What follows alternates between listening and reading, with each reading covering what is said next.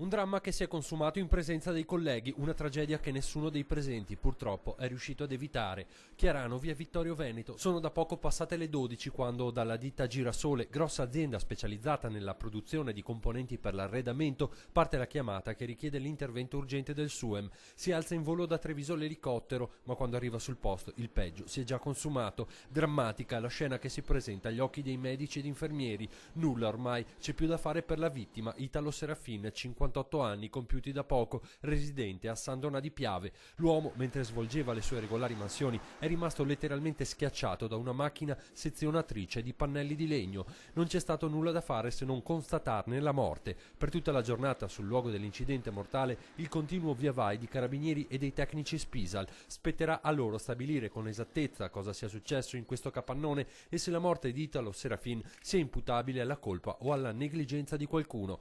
Dalla segreteria della Will Veneto intanto la stilettata al governo: prevenire le morti bianche e tutelare la vita dei nostri lavoratori resta una priorità rispetto al Jobs Act e all'articolo 18.